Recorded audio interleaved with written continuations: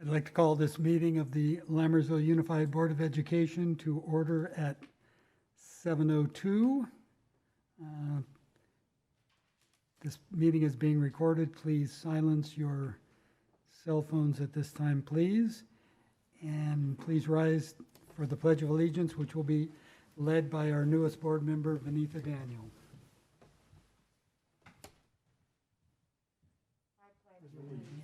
To the flag of the United States of America and to the republic for which it stands, one nation, under God, indivisible, with liberty and justice for all.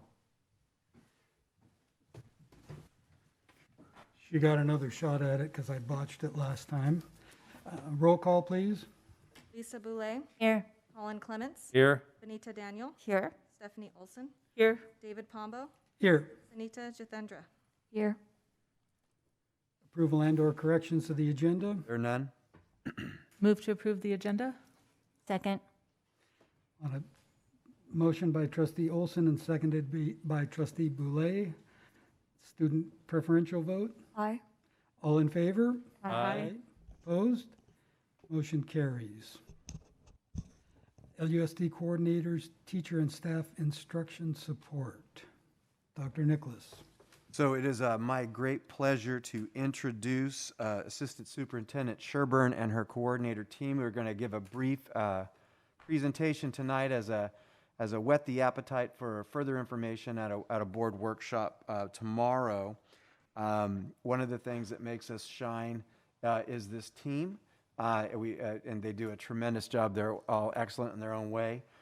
If this was a band and I was a band announcer, I would say, ladies and gentlemen, Sherburne and Sherburne Nation. Good evening, President Pombo, Dr. Nicholas, trustees. I cannot say that I have ever been more happy to be here to present tonight to the board. It is my greatest pleasure tonight to be able to talk to you about the coordinators and the curriculum office and how they work to support our teachers. You know, we have fantastic teachers and staff in general in this district, and we have a fantastic school district. And they work very, very hard, and especially during the pandemic year, they have worked really hard. But what I have on the team here of the coordinators are really some unsung heroes that have been working extraordinarily hard in the background, providing layers of support, wiping tears, answering emails, answering phone calls, building and rebuilding yet again scope and sequences and daily schedules, and holding office hours and running out to school sites and troubleshooting curriculum and all of the myriad of things that have had to go on, working some really long hours, keeping super calm, trying to build teachers' morale and spirits as they addressed instructing our students during this time. And they stepped up and rose to that challenge in really amazing ways. I could not be more proud of this team, and more proud to share with you what we do all of the time as a curriculum team. And in particular tonight, I'm going to feature a little bit more on what they did, especially during this pandemic year. So get ready to get blown away.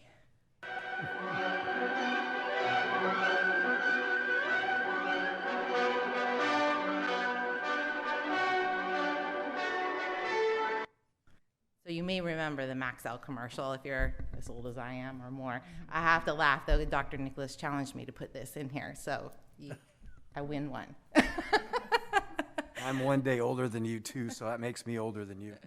So this is how it's gonna feel going through this information, and we are really excited to be able to go more in depth with you tomorrow at the board workshop. So let's introduce the coordinators and the team. We have 3 full-time coordinators and 2 part-time coordinators who are also full-time mommies at home. Others are parents as well, but they're taking a little bit of time off. 4 of them are here tonight. Jenna, I believe, is watching a live stream. She is in Oregon because the coordinators are on vacation right now, and she had already had previous plans. But with that, we have Kristen Aquinto and Katrina Bornkamp, and Brian Shum. And then behind Brian, hiding, is Teresa Bodenmiller. So they together, along with Jenna, make a really fantastic team. We're one coordinator shy this year because we were all preparing for budget cuts. And as one of our amazing coordinators, Debbie Ritchie, left to be a vice principal at Altamont and do a fantastic job there, we chose to not fill that position. So everything we've done this year is also with one less person than we've been doing things with. And nevertheless, they stepped up and really made it all happen. So generally, it falls into 4 main categories of support: professional development, running academies and committees, and then general curriculum work. So if we talk about support, when we're saying how do we support them, a lot of that is through coaching and working with teachers. And we have what we call formal coaching or informal coaching, meaning that sometimes principals reach out and they say, Mrs. So-and-so or Mr. So-and-so really needs some extra help. Let's make sure that we get in there and do some extra help with them. And then we have informal coaching. And just like teachers in the classroom with their students, it's really about relationships. And it is a huge testament to our coordinators how well they have built relationships with our teachers. The teachers reach out to them for coaching constantly, all of the time. And coordinators will go out, they'll do demo lessons that are up there. You see, they'll just meet with them and do lesson planning afterwards. They'll answer phone calls and emails and troubleshoot things through. They really do a lot of coaching. And the other way that we do coaching is through academies, which we'll talk about a little bit later. And that's a regular part of the professional development we do that has a lot of follow-up training with it. So they'll go out and they'll do demo lessons, like we said. They really work on building that follow-through and accountability and that trust with the teachers so that they do want to reach out. They know that the whole role of the coordinator is to support them. Their success is our students' success. So our coordinator's role is to make sure teachers are successful, because that's how we make sure our students are successful. They hold office hours regularly. We did that before the pandemic. We did it a lot during the pandemic so that they knew they could drop in anytime, as well as just pick up the phone and call or email. And then hundreds of emails every week. So specifically during the pandemic, the whole world turned on its head, and our teachers really had to step up. But we needed to make sure that we could support them to do that. And so our team hunkered down, and we had resources out to the teachers within 24 hours of the shutdown of the schools so that they could start preparing even prior to the professional development that we did to them. When we started rolling out that professional development, this video shows you what it looked like. You can go to Great Minds and download the PDFs as well in the meantime, but starting tomorrow, all the videos will be easy to link, so students don't have to sign in anywhere. You can just give the link right to the lesson and the PDF. Yeah, feel free to reach out, and we'll get back to you. It's on our All right, thanks, Craig. Good luck. Learning from Afar. That's just a snippet, but you can see it was just all hands on deck, all on the phone, all working, all doing Zoom video lessons, rolling out the resources. If you could click on the resources there. This is an example for the 6th through 8th grade. They went out what to think about when they're planning, and they have to start doing distance learning and virtual instruction. They talked about some basics here. We rolled that out. We gave them sample schedules of how to go about fitting it all in. We made it by subject so they could start to see the resources and get ideas for each of the subject areas. Resources to use like Edpuzzle, Flipgrid, how to use it if they clicked in. It gave them some mini tutorials so that they were ready to go. And they had it when they were able to take that on and do it. So if you already knew how to use Flipgrid, but you didn't know Edpuzzle, you could click in. You had a lot of autonomy to use the resources that were best going to meet your needs right then at that time. Ideas for math. Ideas and resources for science. History. Arts, assessments. How do you assess a kid that's over a screen? How do I know what you know so that I know how to help you? They had to figure all of that out.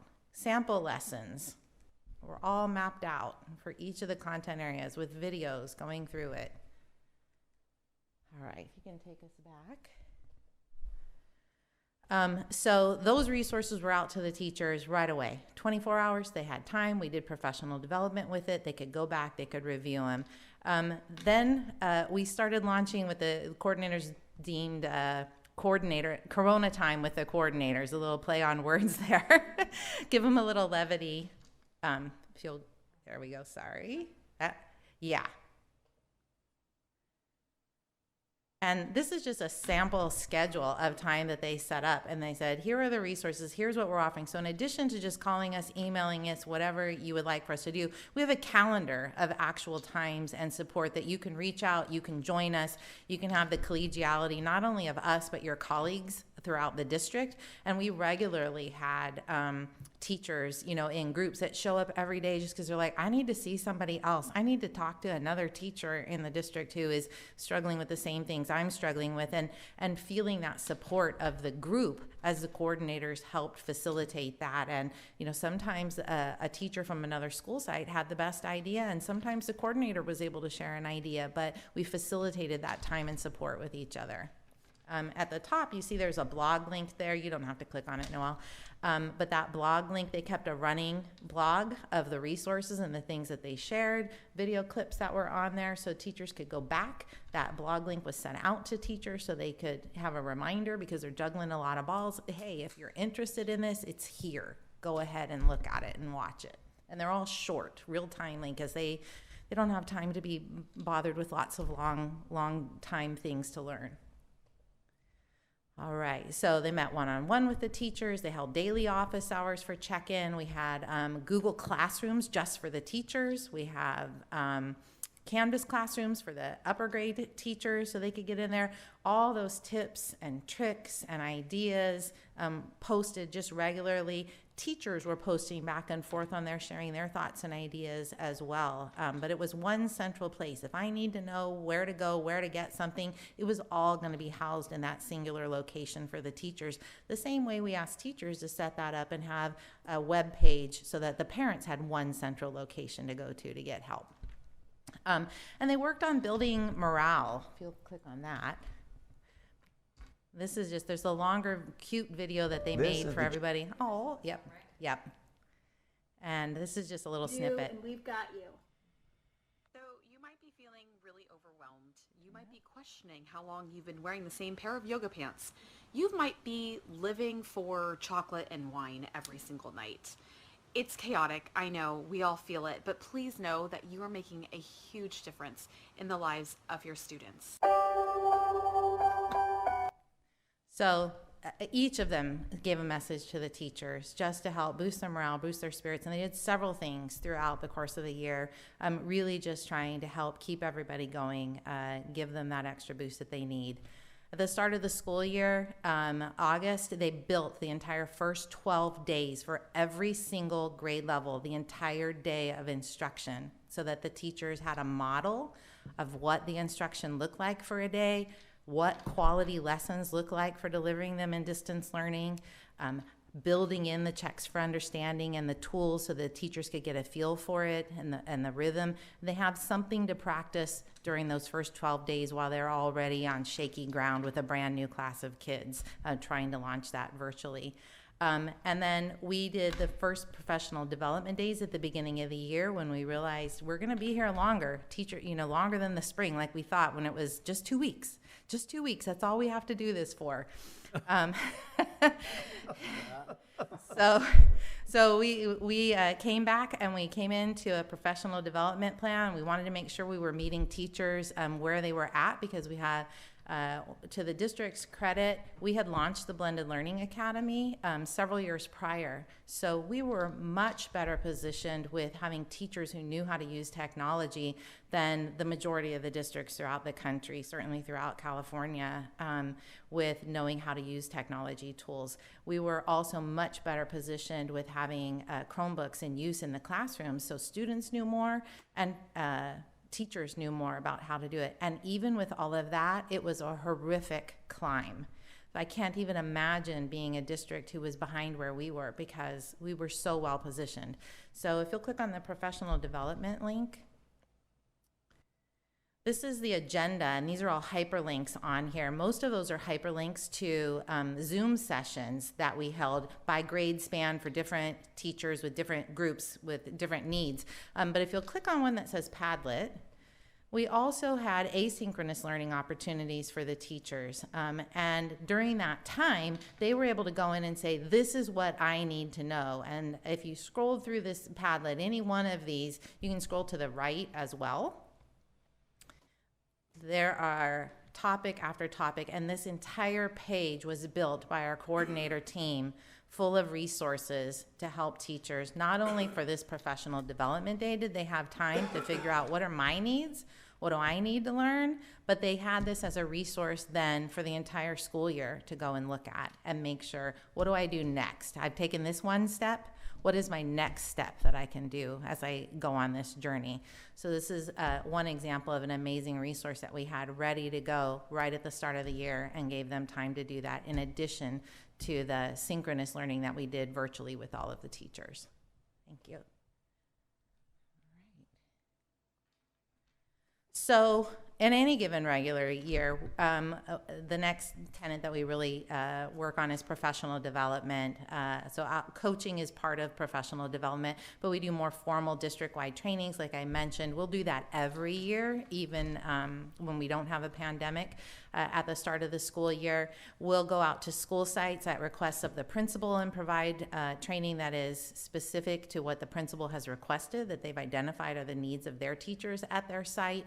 And we'll do that for specific grade levels. We've had teachers in a grade level request it, as well as principals requesting it for a specific grade level. We might do release time during the day where we sit and work with them for an hour, 2 hours, half a day, and then flip and switch it out, all built around what are the timely needs of the teachers right then and there. Obviously, when we adopt a brand new curriculum, we do the training on the curriculum to make sure they know how to use the resources and tools that we're getting there. And then we'll also model how to use specific teaching strategies at teacher request, admin request, or district focus. And then we have bigger professional development that we run. These are academies. The academies are a year long. And they meet monthly in general. They have a cohort of teachers who come together, they learn a chunk, and then they collaborate together, they go out, they practice it in their classroom, they complete whatever project that they were working on, and the coordinator that is in charge of that academy goes out and coaches them and observes them and gives them feedback on it, helps them build it if it's something that needs built or planned. So it's living professional development all year long for our new hires. That doesn't just mean they're new to teaching, it means they're new to our district. They might be a veteran teacher new to our district. Learning what we call the Lammersville way is not an easy task because we're an amazing district and we have high expectations. So we take them through all of that. The Blended Learning Academy that we've been running for multiple years now is partly what situated us to be so well off for an unforeseen pandemic hitting. We launched a reading academy where we really needed to address how do we help support teachers with understanding how to support early literacy of struggling kinder and first and second graders. So we've been running that academy and helping them target kids for identifying strategies that are going to work with kids who are having a harder time. And then they work with committees. These are also year-long committees. Many of the teachers have sat on committees for multiple years. We always make sure we have a representative sampling across the entire district from each of the school sites. Those committees will work on developing and giving feedback on scope and sequences. They'll give feedback on assessments and assessment questions. They'll give ideas for things that we need to do to incorporate for projects. Those committees are invaluable to us for helping us make sure that we're putting together things that are meaningful. We'll get feedback all year. Even this year during the pandemic, they volunteered to log on to a Zoom session, even though they'd been on Zoom all day working and teaching with kids, to help us give feedback so that we could make adjustments and tweak the scope and sequences and the assessments. the GATE committee, developing our entire GATE enrichment curriculum that we teach during the school day or have teachers teach during the school day, as well as what they do after school. And then they do the work of planning and mapping out the curriculum. Even though the committees give feedback, the team is actually sitting there doing the work and building it and looking at these things. That comes with a lot of data analysis and looking at how's it going, what are we seeing. We share that data with the committee and talk about it to get their feedback and make data-informed decisions. They build the district benchmark assessments and push those out, support teachers in delivering them, support them in running reports. We build reports to give to them so that they have actionable data that's easy to read. They built this new hire website, if you'll click into there. So once the teacher is hired, we haven't even started the school year, they come, the HR department pushes out the website to them and they can start learning about the Lammersville Way right off of the bat. This is a nice welcome video. We have what is the LUSD Way, the district vision, who the coordinators are, and I'll have you click on the classroom tab. But here's just a beginning too of grading. This is how we grade at Lammersville Unified. This is how we communicate with parents. We really value parent communication. This is how you should build your sub-plans and put it together.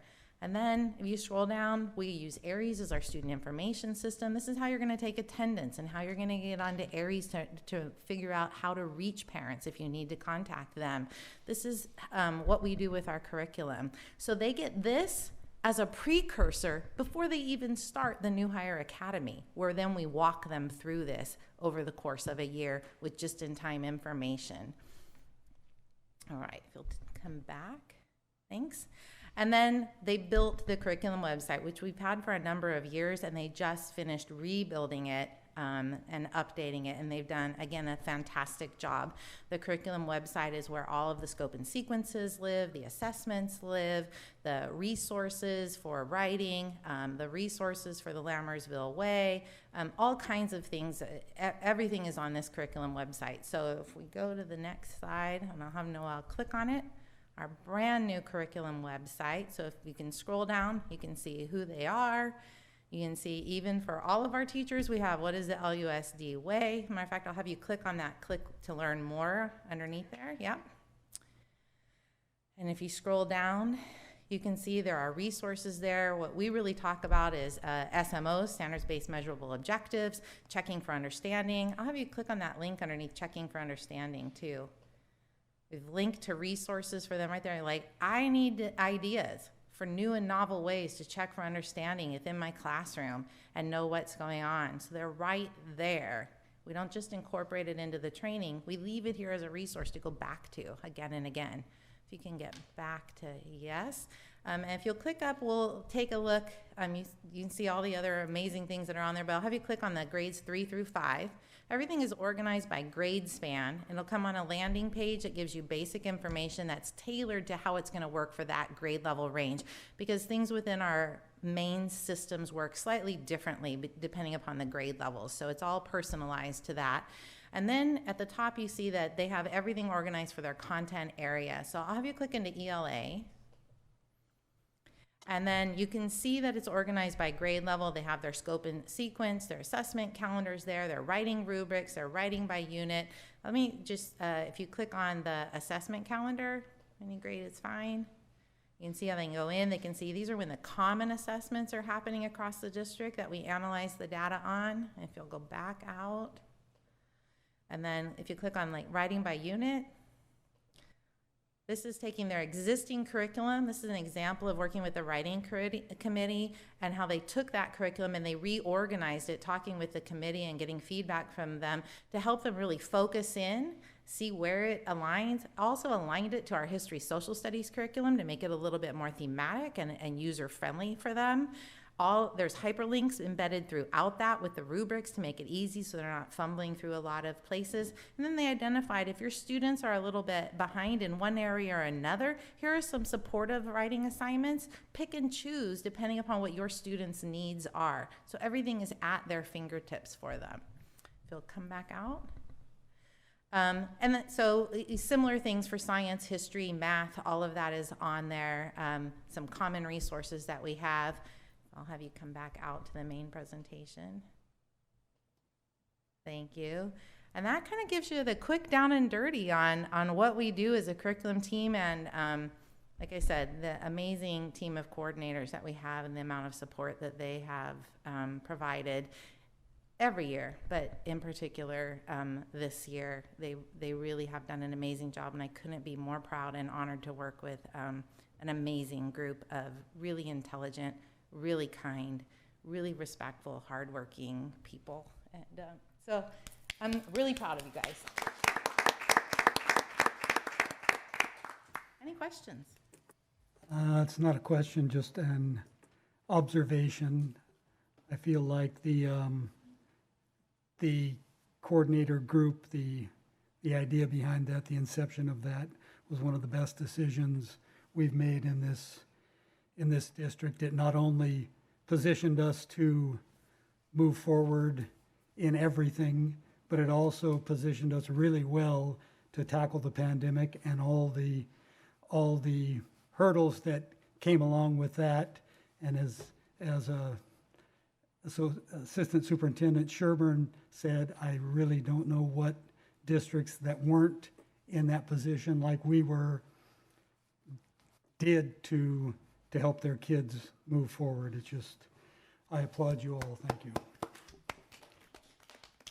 Further questions or comments by the board? I do have sorry. You can go ahead first. I do have a quick question. Do you know if this format, what we have with our coordinators, is unique to Lammersville, or if it's common in other districts or scattered here and there? Because honestly, it seems like a model that could be, I mean, you guys are a role model for how it can succeed in other districts as well. So kudos to you all for the job you've done. I think it's a great way to maintain the cohesiveness amongst all of the schools and grade levels.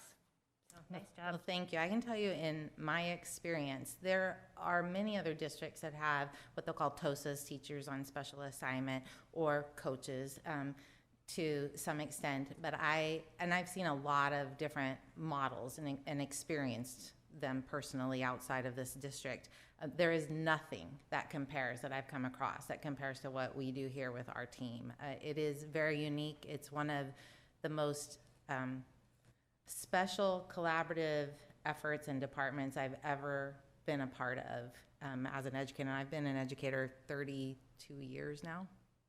It's almost, I think, worthy of writing this up and putting it in one of the professional journals for education or something like that. Dare I say Golden Bell? You know, I was right there with you, Trustee Olson. I'd like to also just kind of make a comment, and then I do have two questions. They're really easy to answer. You said at the beginning, Assistant Superintendent Sherburne, that they're the unsung heroes, and that's really true and an understatement.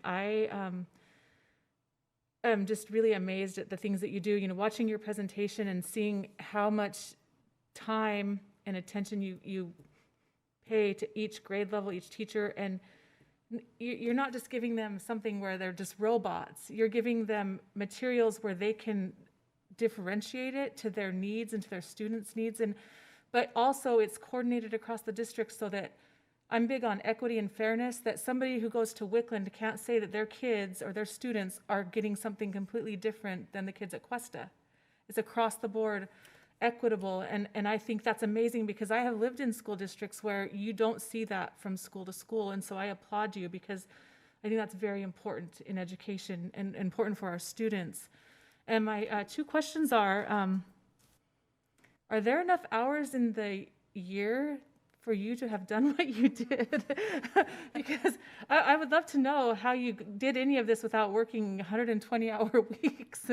And then my second question is, I know that being I'm not even a new board member anymore technically now that we have, but being rather new, I never had the opportunity to tour your new building, and I don't know if Trustee Boulay or Trustee Daniel have seen it either, but I would love to coordinate a time where we could see the building, and maybe we could all do it together to save you time, since your time is so valuable.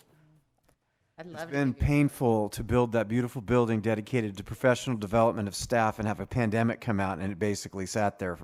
So yes, we're very proud of the building. It only sat there in the middle of the room, frankly, in the middle of the building. The other two ends Yes. were going crazy. Fair. Fair. Yeah, so thank you very much, all of you. Further questions I or have, comments? I have a compliment and a question too. So first of all, thank you so much for the presentation. It was great. And not just the presentation, you were so thorough with what you were talking about. So great. Thank you so much for sharing the details. And I was just in awe of all the different hats that you wear, the coordinators. Thank you so much for doing that. I was actually trying to take notes on all the different things that you do. I mean, my page is like, I didn't have space. So thank you so much for the ones that I was able to capture, and which really stood out to me was definitely the support to the teachers at any point of time.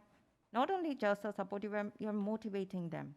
You know, of course, during a day, the teacher may have certain situations where they may feel down. At that point, I think you are the cheerleaders and the motivators. So thank you so much for that. The other thing which really caught my attention was the new hire support. Because me being the new board member, this is technically my first regular board meeting.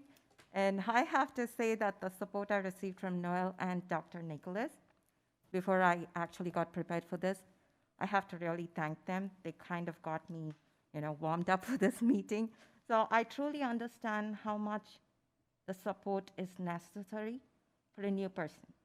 So thank you so much for doing that. And the details that you provided with regards to the new hire was amazing. So thanks for your time with regards to that.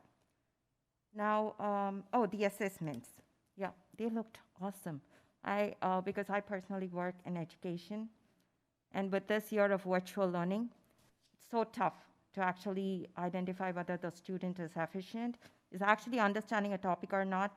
So the assessments that you shared, I have used them personally, and I just love all of them because they are in real time. They'll tell you whether the student is actually making progress or not. Thank you for identifying that. I mean, you should have done a lot of research because I spent quite a time to actually research on that. So thanks again for that. I do have a question. So with regards to the curriculum template, right? You listed all the things that you format or you plan for the year. Is that something that you use like every year? Is that like a set template, or do you update? Oh no, it's updated every year. And in the current year, everything that we've done has been done and redone 3, 4, 5 times, depending upon what schedule we were on, what grade level it was. Awesome. It was a crazy year. I mean, literally in so many aspects. The work that we would do normally on an annual basis, the number of things that we did 3 and 4 times, it was one person short and 4 times the work. Got it. Thank you so much. Thanks for all the time. I do want to appreciate the fact that you had resources for students who needed extra effort, right? That's great information that you listed out there. So thank you again for that. One last question was, I don't know whether this was covered, but it's just my question. So we are talking about the support that we have provided, and of course it's been a very successful year for us, even though the pandemic was there. What metrics do we use to evaluate if the support was successful or not, or do we need to improve further? Like, do we use the grades, or do we use the graduation rate, or how do we assess the support, like the evaluate it? There are a large number of metrics, I would say, that we use. So when you're looking at the coaching support or the professional development, we have surveys that we send out, and we ask them, what did you like about the Blending Learning Academy? What did you learn the most about? What's something you wish you knew more about, or you wish we had done differently? So we'll do that kind of thing for every professional development that we do. We seek the regular feedback going on about the curriculum scope and sequences every year and the assessments, and we analyze items together with them. And so we're getting feedback that way. Then we're constantly looking at the data, whether that is our math benchmark data, our iRead data on students, our MAP testing data, our state CASP data when we have it, our EL data. We have a large number of resources that we use, and we're just constantly moving between resources, looking at what is the most timely data that helps inform what we need to do to structure the curriculum or provide professional development or coaching support to allow teachers to do their best work. That's how we have student impact. Thank you so much. You're welcome. Thank you so much, coordinators. And if I could just value add, tomorrow we're going to introduce an idea. We have been working for 7 years with a nonprofit organization, open source curriculum company who is going to allow us to take that kind of analysis to individualize students in real time. We'll introduce that idea to you, and we've been working with them for 7 years. And we intend to bring forward some action items to invest in that effort in the next board meeting, which is in July. And the company, again, if I didn't say it clearly, was Guru, spelled G-O-O, Ru. Thank you. It's important. That would be RU, right? Yeah, it's good. For those of us who don't speak Kirk. I was feeling a lot of pressure with all that great work out there that I had to do something out of the box. Trustee Clements, did you have a question or comment? I have a comment, so you don't have to come back up to the dais. Like as you were talking about all the stuff that had to happen, like on that fateful day, I do remember, like, I got calls from parents, and I remember, they just want the best education for their kids, and they don't have to worry about things like possibility, right? Like, is it possible? And I remember one of the comments was that the district should have had a playbook for what, like how they would respond to a pandemic. And I was literally like, you mean filed between a planet-killing asteroid and a zombie apocalypse? Like, this was not something that you planned for. It was although I think we probably have plans in place in case it happens again. But it's one of those you're building the 747, after you take off, right? And the teachers, it was just a impossible time. And yet, within days, the district was providing instruction to the students. And there are districts out there who will remain nameless that never even bothered to try for the rest of the school year. And that is, of course, because of the teachers, but also because of the incredible work that you guys did. And I cannot, on behalf of the students and the education that they received, which was not perfect, like those 2 weeks, right? But it was the best that we could do, and it was absolutely incredible amounts of effort and attention, and I'm sure it was blood, sweat, and tears in what I call the war room. At my office, we have the war room, which is the strategy-making place. And so I can't thank you enough for all that you did and all that you do. Thank you. Just to piggyback on Trustee Clements' comment, I think in a way we did have a plan for a pandemic. We didn't realize we had a plan for a pandemic, but we were prepared for it unknowingly. And for that, I salute your team, district staff, everybody that worked so hard to make this thing work on a daily and yearly basis. Thank you. Moving on to governing board reports. Student trustee Satin. I practiced your name and I messed it up already. Sanita Jatendra. I have nothing to report for this meeting. Thank you. Trustee Vanitha Daniels? Okay. So, as far as the report goes, I just like share about the week, right? Okay, just making sure. Okay, thank you. So, as far as my report goes, I was very happy to attend the June 4th graduation at the high school.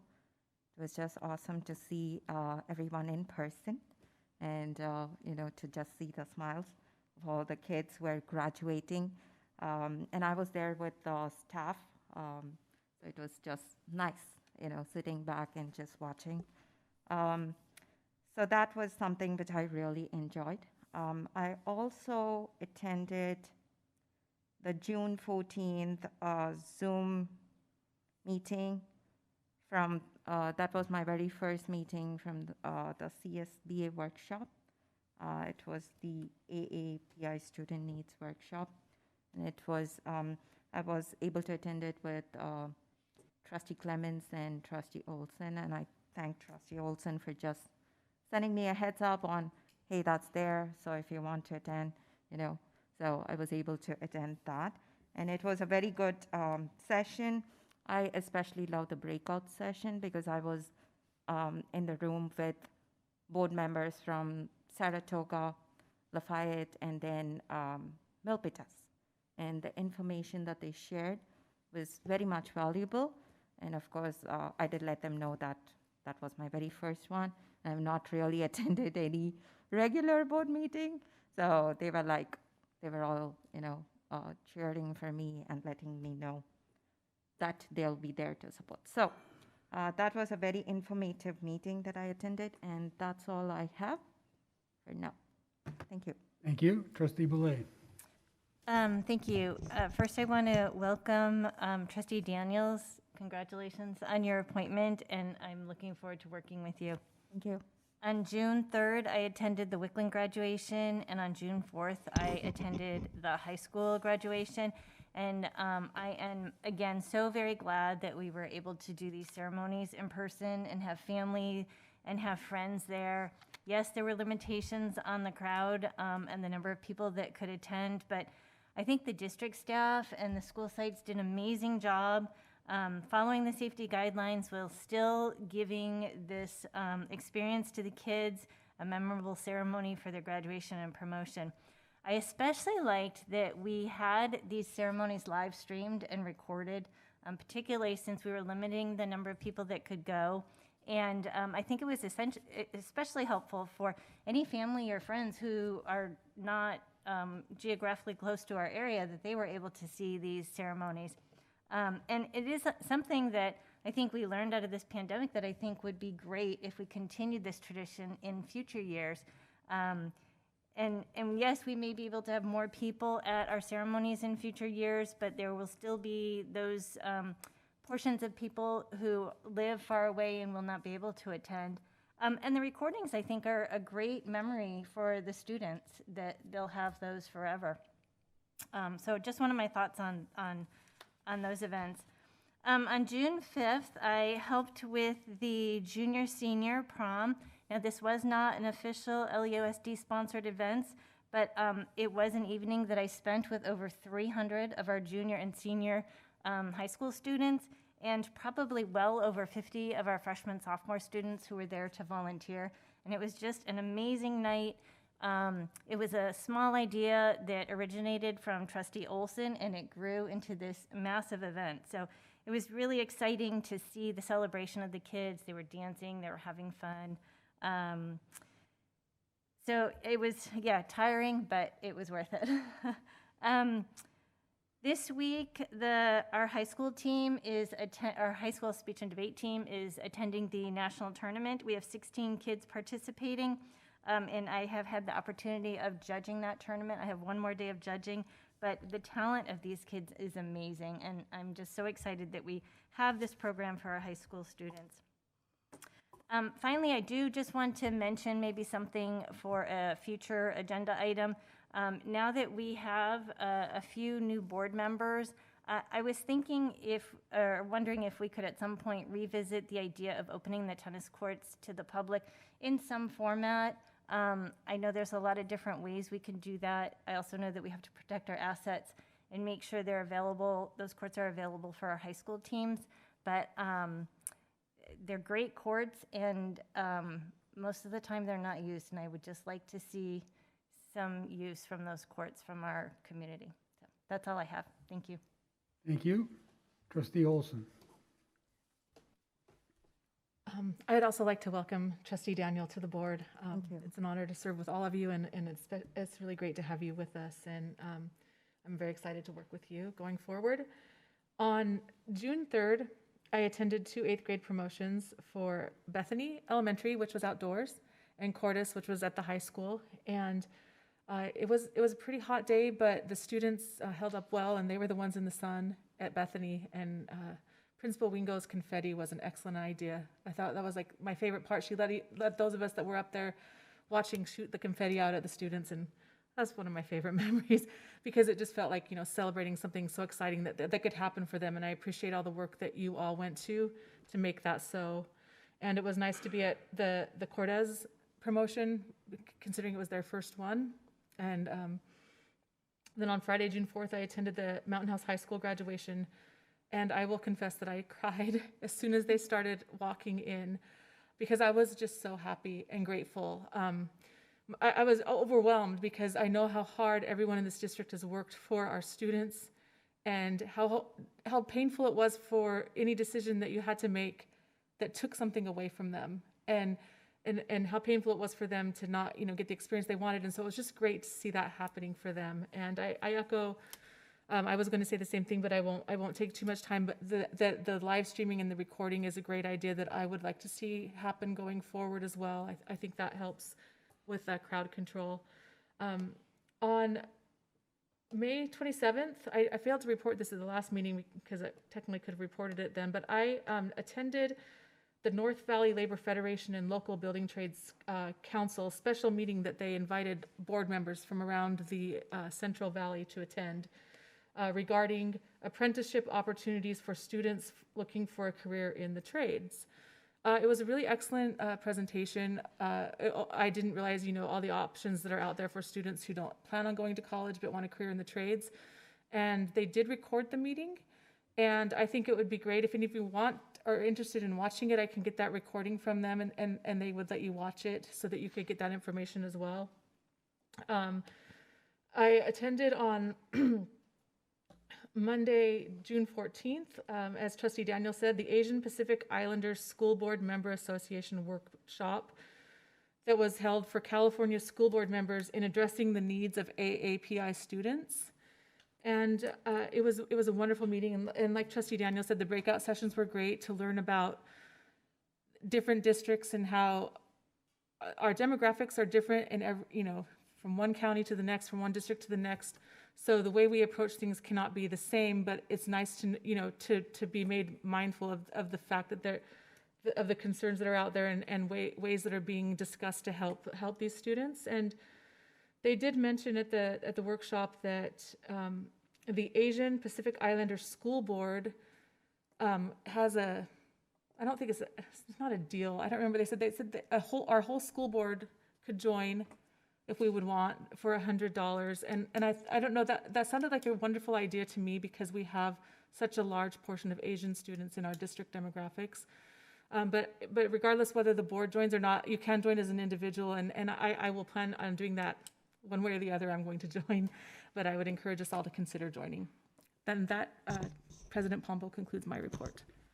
Thank you. Trustee Clements. Thank you, President Pombo. I also would like to welcome Trustee Daniel to the board, and say if you ever have it's not just Noel and Dr. Nicholas that are here to help and support you. Any one of us, if you have any questions or we can provide any support whatsoever, by all means, because if I have a question, I'm certainly going to call you. Thank you. I will do so. I did attend the promotion ceremonies for Hanson and Cordes, and the graduation ceremony at Mountain House High School. And like several of my peers, it was just so good to actually be able to celebrate them, even though I couldn't shake their hands, and some of them, you know, would have gotten hugs because I've known them for so long. But it was great to see, and I too really liked how the live streaming worked. So that was great. I also attended the Asian and Pacific Islander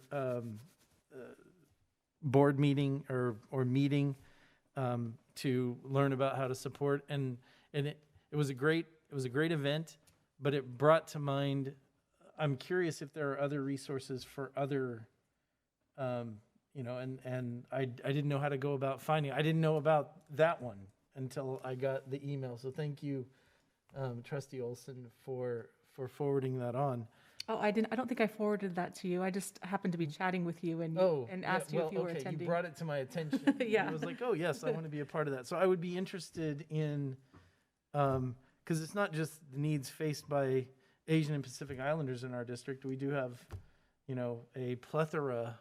We are a very incredibly diverse community. Just a quick question, sorry to interrupt. The Asian Pacific Islander organization is a Mountain House or San Joaquin County organization? California-wide. California-wide. Okay, thank you, sorry. And if there are other similar organizations that support other minorities, ethnicities, I would be very interested in learning about that as well. And Mr. President, that is all I have. Thank you. I attended the 8th grade promotion at Cuesta School. It was enjoyable. It was a warm day, but the kids and families seemed to enjoy and appreciate the fact that we had an in-person event, and I too liked the live stream and recorded versions of the event for family members who were either unable to make the time or unable to make the travel to get to the event. I also attended the graduation at Mountain House High School. I was very happy that we were able to do it in person and have a fairly decent crowd. I look forward to next year being bigger and hopefully shaking hands with the graduates, which I truly missed, and I would be remiss if I didn't also welcome Trustee Daniel to the board. Thank you. And with that concludes my report. Receiving a public comment. The board shall give members of the public an opportunity to address the board either before or during the board's consideration of each agenda item. At a time so designated on the agenda, members of the public also may bring before the board matters that are not listed on the agenda of a regular meeting.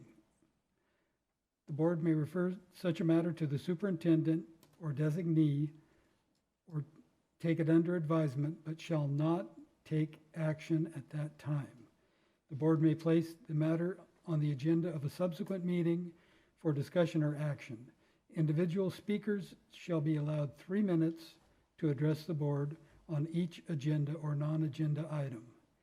The board shall limit the total time for public input to 20 minutes per item. I see no blue cards. Would anyone like to make a public comment at this time? Seeing none, we will move on to consent items for consideration. Governing Board meeting minutes of the June 2nd meeting. Contracts under $50,000, which include School Psychology Group, Inc. for $6,000. Easter Seals of Superior, California, $8,100. Point Quest Education, $48,600. Point Quest Education $5,400. Soft Choice, $19,481. BMC Inc., $6,800. Gray Step Software, $5,593. Follett School Solutions, $15,090.76. Computer Discount Warehouse Government, $38,830. Computer Discount Warehouse Government, $2,500. Raptor Technologies, $5,355. Sown and Grow, $18,000. Turleton, $7,029. Eduspire, $9,500. Rosetta Stone, $9,600. Ratification of budget revisions and warrants list for May 2021. Ratification of 2020, 2021 new hires. Ratification of 2021, 2022 new hires. Ratification of resignations. Ratification of retirements. And the acceptance of a donation of $3,000 from the Cuesta School Foundation towards the remaining cost of purchase and installation of the electronic marquee for Cuesta Elementary School. This is in addition to the $20,000 previously donated towards the marquee. Is there anything on the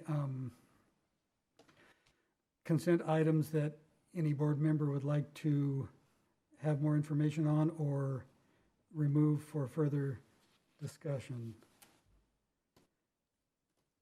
Hearing none, I'll entertain a motion. Move to approve the consent items. Second. On a motion by trustee Olson and seconded by trustee Boulay. All in favor? Aye. Opposed? And I failed to elicit the preferential vote, so I'll do it now out of order. Aye. Thank you. May I make a correction? The second was trustee Daniels. Oh, my mistake. And now I will pass the torch from trustee Lampel to trustee Clements to read the two lists of new hires. On behalf of the board, I'd like to welcome the 2020-2021 new hires, Arturo Perez, Warehouse Technician Custodian 2, and the 2021-2022 new hires, Danielle Hayworth, speech language pathologist. That's, Sorry. it's the wrong list. Sorry, I clicked one too many times. I apologize. Josephine Garcia, high school registrar. William Gay, CTE computer science teacher. Laura Lopez, school psychologist. And Kristen Ward, coordinator of instruction and technology. Welcome.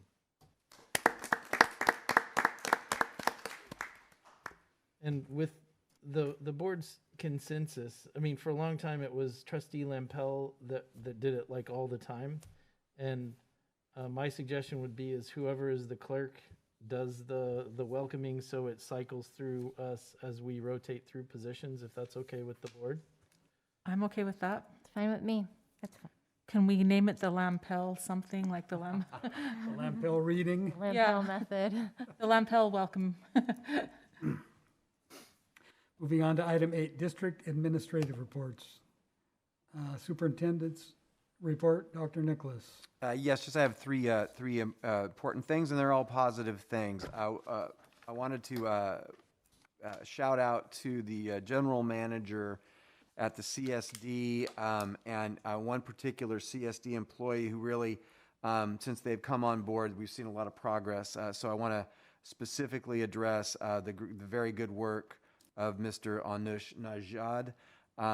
He has been working with our safety committee, and there is a safety-related project going on around our schools to help slow cars down. They're calling it a speed hump / cushion.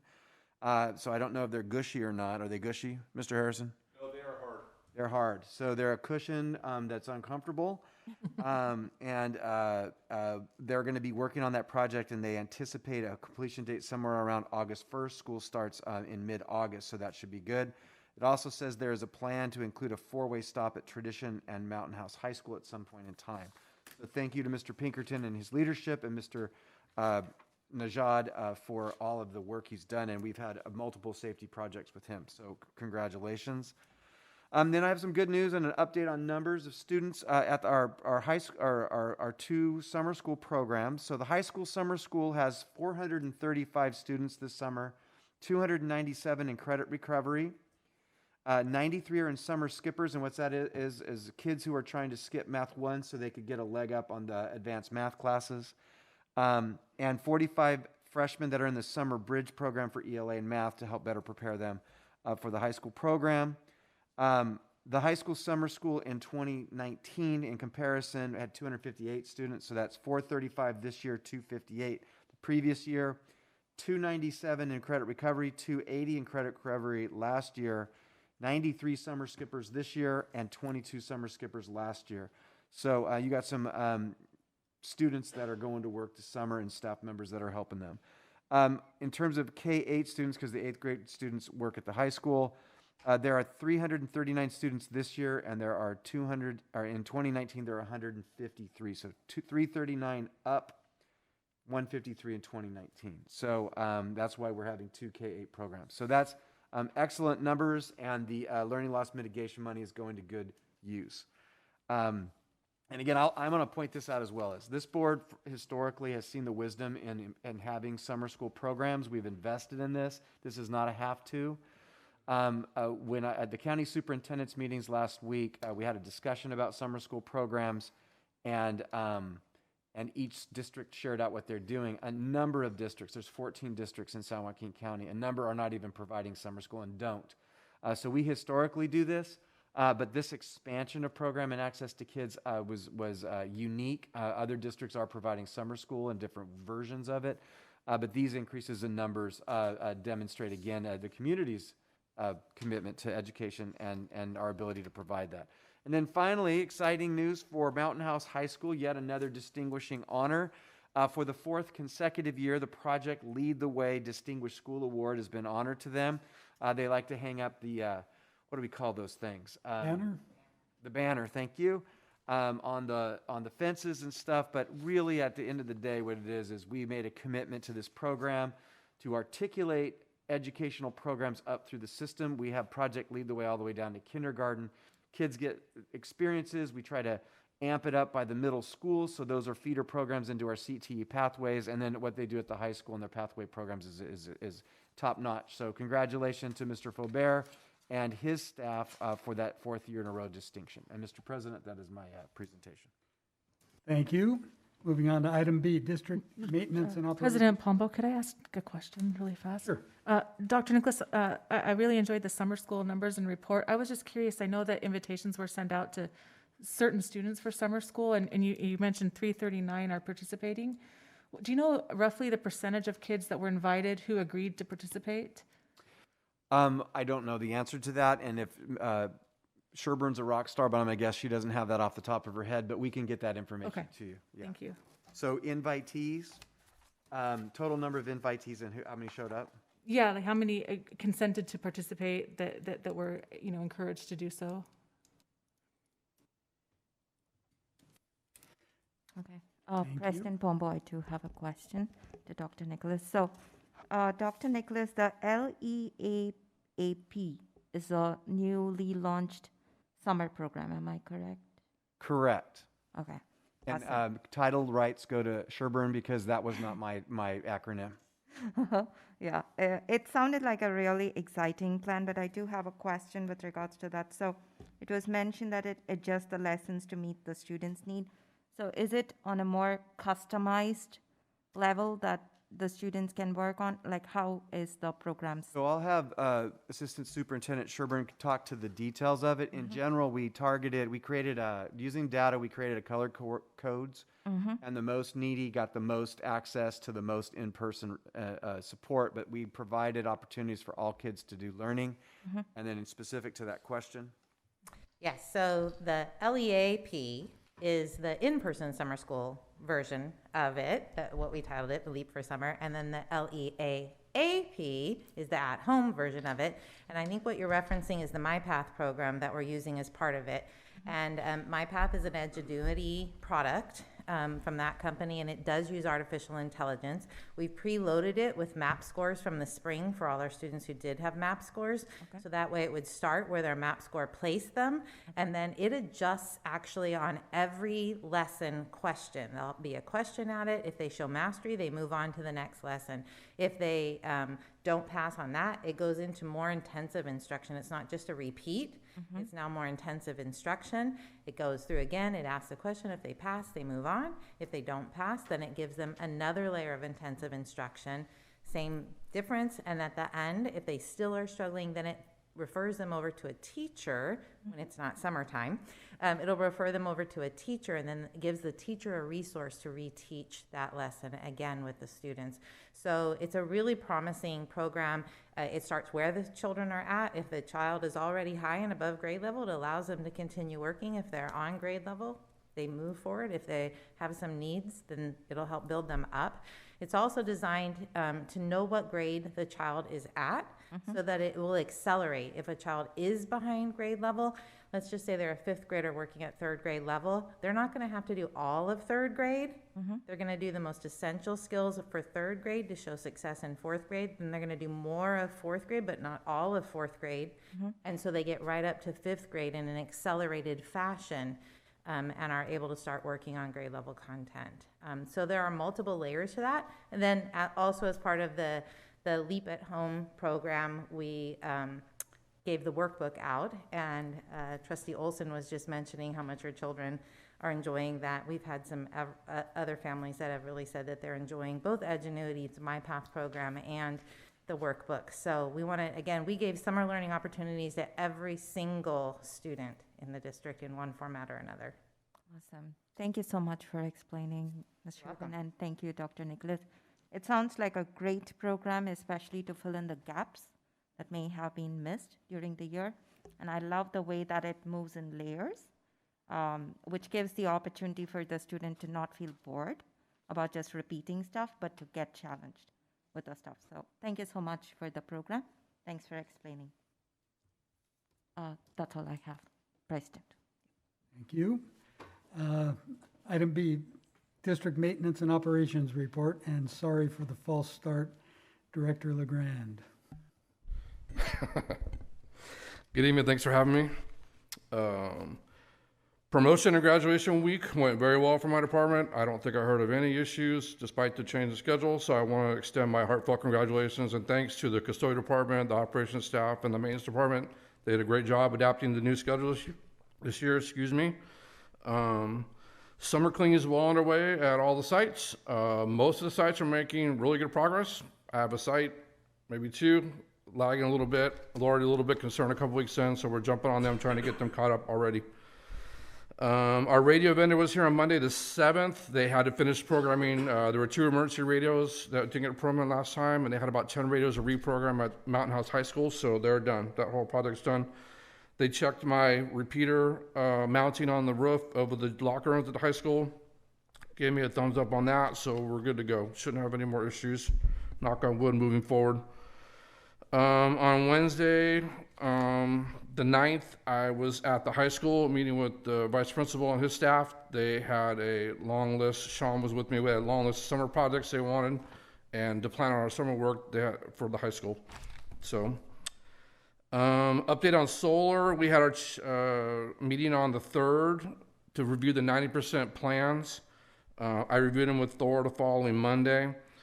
We have a check-in meeting tomorrow. They're doing a site visit on Monday, visit all the sites, and we expect to have 100% drawings by next Thursday, the 24th. So hopefully that goes through. Some upcoming things. On Monday, I got a call today, the new marquee at Questa is going in Monday. So that's good for them. I know they've been waiting for that for a long time. So they'll be here Monday morning to install that. I have a meeting on Tuesday with a new potential alarm company. We haven't been happy with our company for a while now, and this is a company I worked with in the past. I'm going to meet with them and see what they could do for us and maybe help us out because we haven't been happy with our company. Good way to put it, I guess. We have our second check-in Zoom meeting with our grounds company, Thor and I, next Friday. If you drive around, things look better. Still having a ton of irrigation issues. It's almost a daily occurrence for me to get something that's broken. I don't think I got one today, but I got one yesterday, Monday, and pretty much every day last week. So I'm not sure if it's the water, if it's the ground's dry because there's a lot of rain. We're a lot of lateral line breaks, a lot of valves going out, a lot of sprinklers not turning. It's just a combination of a wide variety of things. So we're doing our best to stay on top of it so everything stays green with the warm weather, especially this week. Staffing update. Our new grounds maintenance person will start next week. And we have 2 evening custodial positions at Bethany and Hanson to fill, and we have 3 evening positions at Mountain House High School to fill. So we have 5 openings, custodial openings to fill. And that's my report. Happy to answer any questions. Questions or comments? I do have a comment. So I just want to appreciate all the site administrators on June 4th. They were all making sure, I was sitting along at the back, and I did see that the site administrators were not able to actually see the ceremony. They were all sitting outside, like opposite, and they were making sure everybody was wearing their masks, and the students were like organized and all. I really appreciate the effort towards that, towards your team. Thank you for that. Thank you. Thank you. I would just like to say thank you to Mr. LeGrand and his staff for all the extra work, along with district staff, site staff, everybody else, the work that was put forth to make the graduations come off without a hitch. I really appreciate it, and I know the families and students did as well. Thank you. We appreciate that. Ditto. Exclamation. Ditto. Dog pile. Moving on to item 9, action items. Consider approval of 2020-2021 interdistrict transfer requests. I will entertain a motion. Move to approve the 2021 interdistrict transfer requests. Second?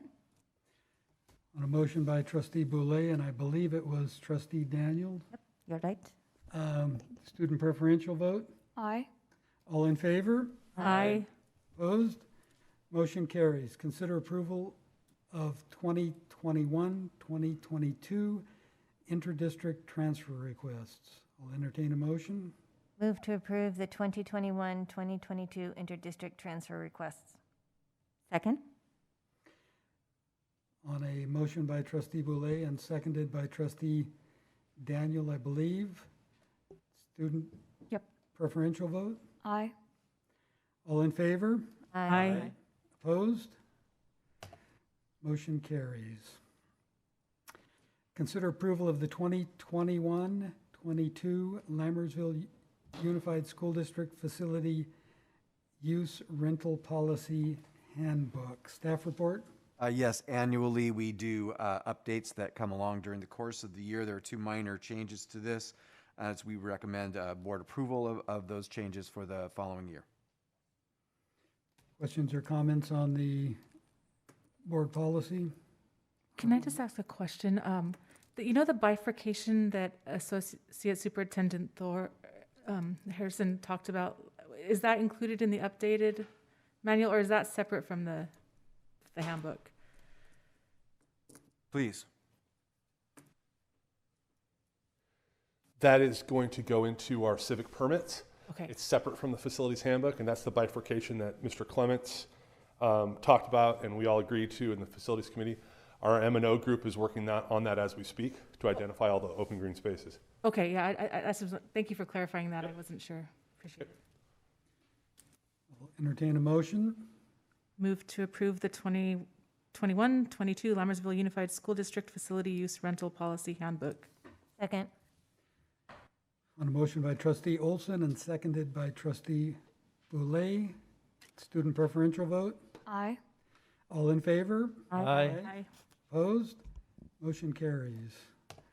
Item D, approval of the Governing Board Resolution 2021-16 regarding the 2021-22 Education Protection Account. Staff report? Yes, during the Great Recession, there was a temporary tax that was passed.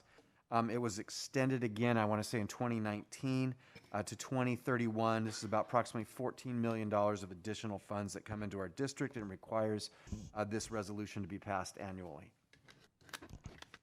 Questions or comments? I'll entertain a motion. Move to approve the Governing Board Resolution 2021-16 regarding the 2021-22 Education Protection Account. Second. A motion by trustee Daniel and seconded by trustee Boulay. Student preferential vote. Aye. All in favor? Aye. Opposed? Motion carries. Roll call, please. Lisa Boulay, Aye. Colin Clements, Aye. Benita Daniel, Aye. Stephanie Olson, Aye. David Pombo. Aye. Item E, consider approval of contract for $81,900 with Typewell for remote transcription services for the 2021-22 school year. Staff report?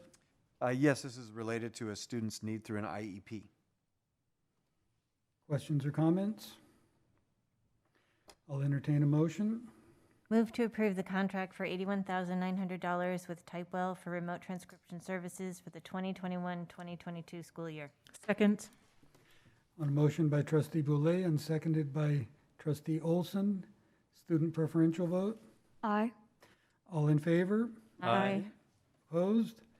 Motion carries. Item F, consider approval of contract with ProCare Therapy for sign language interpretation services for the 2021-22 school year, not to exceed $168,840. Staff report? Yes, this is for services for 2 students whose IEP require it. Questions or comments by the board? I'll entertain a motion. Move to approve contract with ProCare Therapy for sign language interpretation services for the 2021-22 school year, not to exceed $168,840. Second. I apologize, I did not catch who got the second. The other trustee Daniel. Oh, I'm sorry. Trustee Olson. On a motion by trustee Daniel and seconded by trustee Olson, student preferential vote. Aye. All in favor? Aye. Opposed? Motion carries. Item G, consider approval of contract with Therapeutic Pathways for intensive individual services for the 2021-22 school year, not to exceed $63,750. Staff report? Yes, this is for services tied to 1 student and related to an IEP. Thank you. Questions or comments by the board? I'll entertain a motion. Move to approve the contract with Therapeutic Pathways for intensive individual services for the 2021-2020 school year, not to exceed $63,750. Second. On a motion by trustee Boulay and seconded by trustee Daniel, student preferential vote. Aye. All in favor? Aye. Opposed? Motion carries. Item H, consider approval of 2021-22 July 1st budget financial report. Staff report?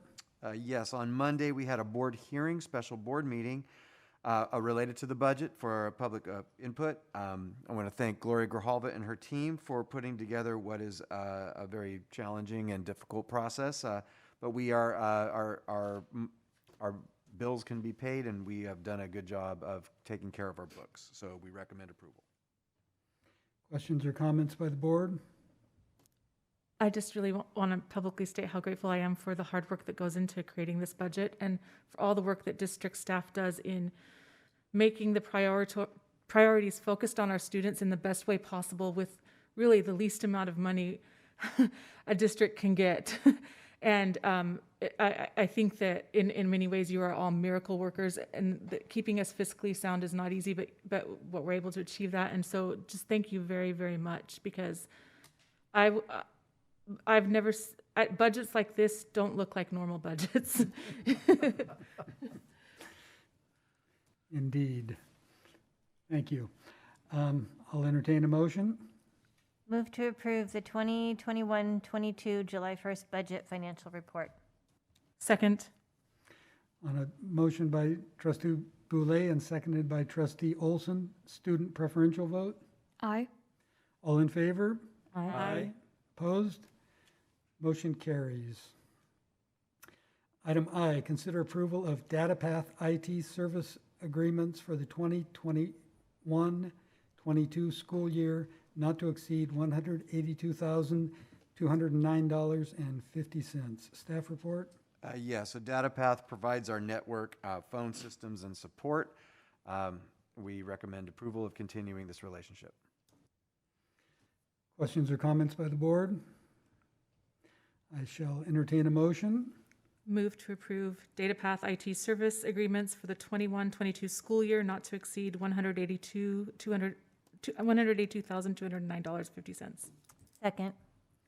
On a motion by trustee Olson and seconded by trustee Boulay, student preferential vote. Aye. All in favor? Aye. Opposed? Motion carries. Item J, consider approval of Aries SIS renewal agreement for student information system and parent communication services for grades TK 12 for the 2022 school year, not to exceed $74,814.79. Staff report? Yeah, student information systems is an absolute crucial mechanism for not only running our district, but also reporting to the state through their CalPAD system. We recommend approval of continuing this relationship. Questions or comments by the board? I'll entertain a motion.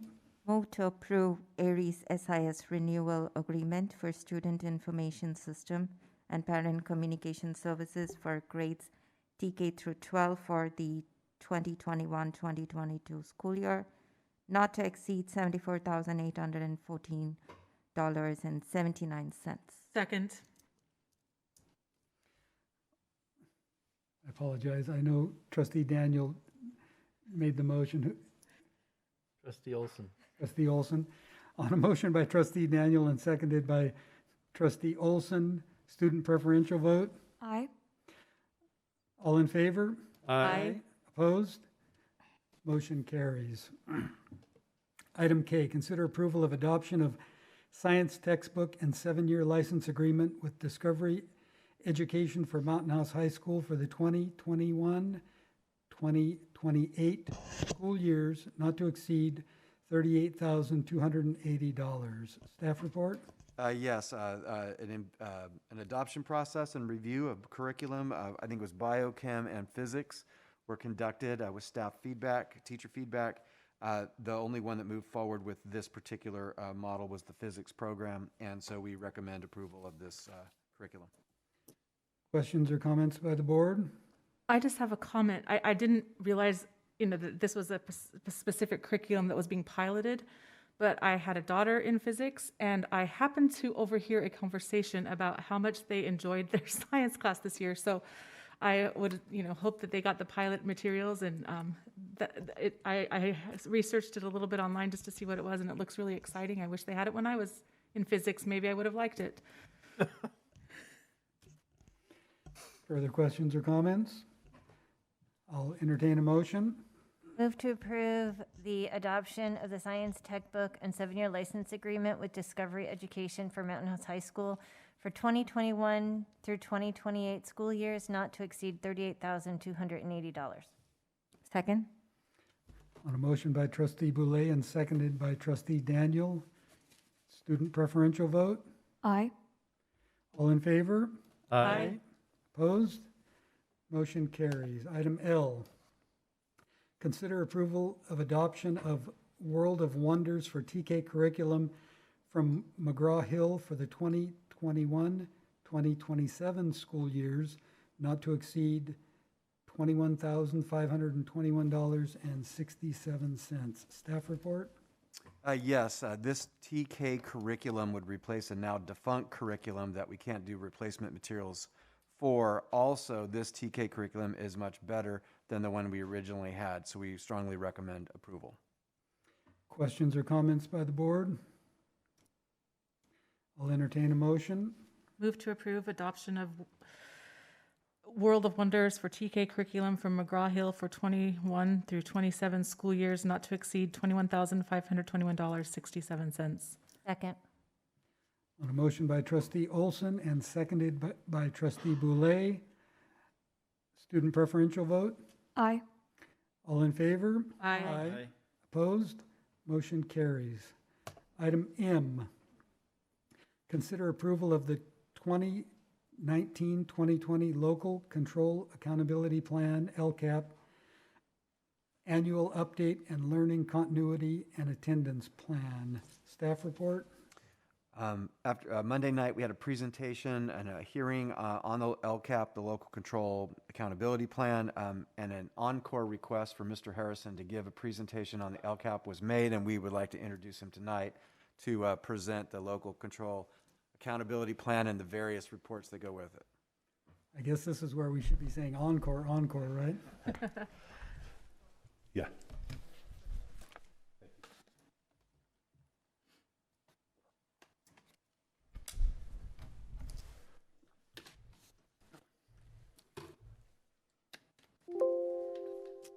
So riveting the first time. I appreciate your willingness to come back. Thank you. I appreciate that. Board President Pombo, trustees, Dr. Nicholas, thank you for having me tonight. So tonight I'm going to talk a little bit about the Local Control Accountability Plan for 2021-22 school year. And a part of the overview is explaining the multiple documents that are in this board packet. They include the 2021-22 Local Control Accountability Plan, or the Lcap, the 2019-20 Lcap plan, which was approved in the spring of 2019-20. However, it was postponed due to the pandemic. It also includes the 2020-2021 annual update to the Learning Continuity and Attendance Plan, which was done during the 2019-20 school year to replace the Lcap, but has been decided by the CDA to continue this document into the future. And then also the 2020-2021 local indicators, which are indicators that have rubrics attached that the district responds to as local indicators.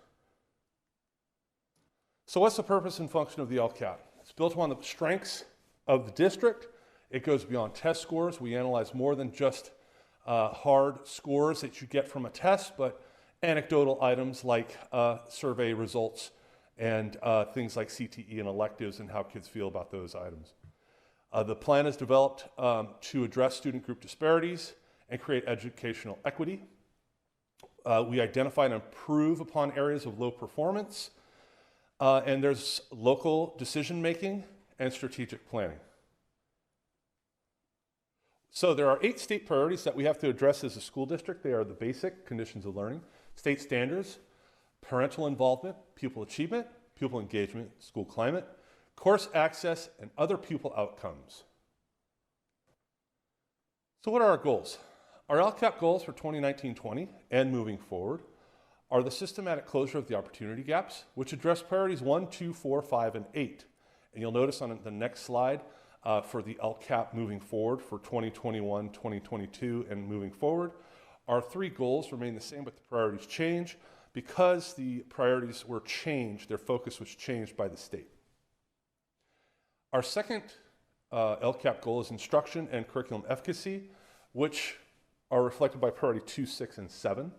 And our third is 21st century outcome and stakeholder communication, which address priority 3, 1, and 3 for the 2019-20 Lcap. Addressing the 2021-22 Lcap and moving forward, which is a 3-year plan, we still have goal 1, which addresses priority 1, 2, and 4, which changed slightly, and goal 2, priority 2, 6, and 7. And goal 3, priority 3, 5, and 8.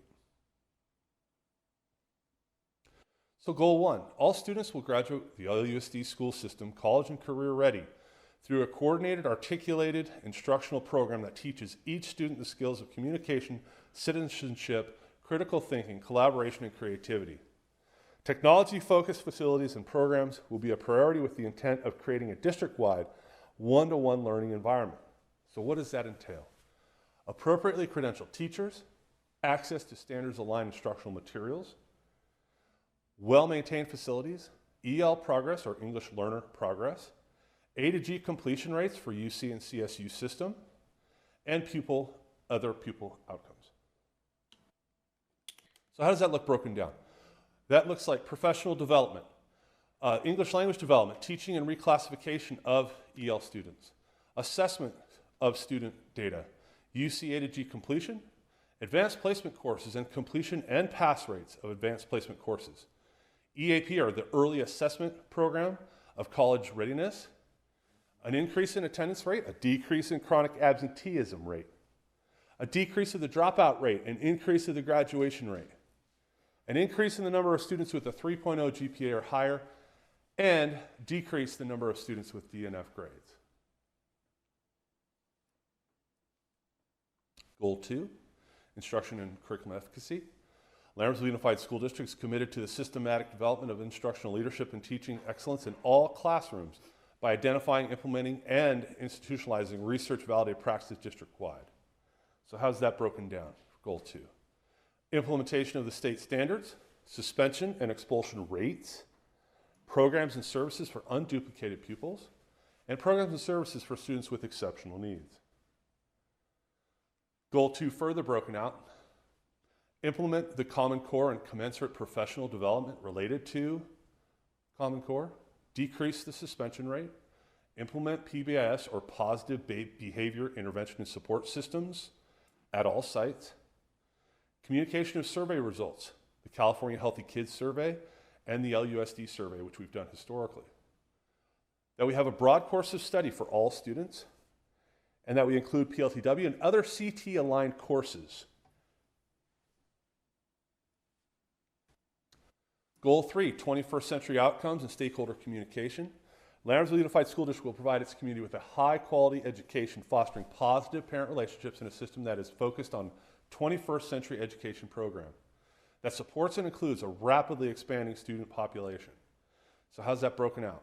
Appropriately credentialed teachers, well-maintained facilities, parent input, parent participation of students with exceptional needs. Goal 3, further expanded, fully credentialed teachers, sufficient textbooks, well-maintained facilities, parental involvement in communications, and participation of focus group parents and students. So the Learning Continuity Plan, which played a key role in Lcap, in that it replaced the Lcap for the 1920 school year, we updated the Learning Continuity Plan for this school year, and that is a part of the packet.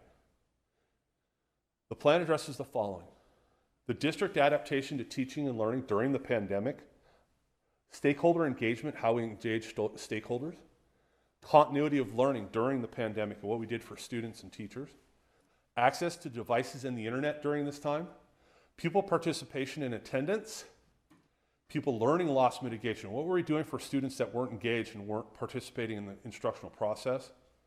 Mental health and well-being, what support systems we provided for our students' mental health and for our teachers. And then a big one was school nutrition. That was a real focus of this one, and how we're feeding our students, and in some cases during a time feeding the community. And then the improved services for foster youth, English learners, and low-income students are included in the plan.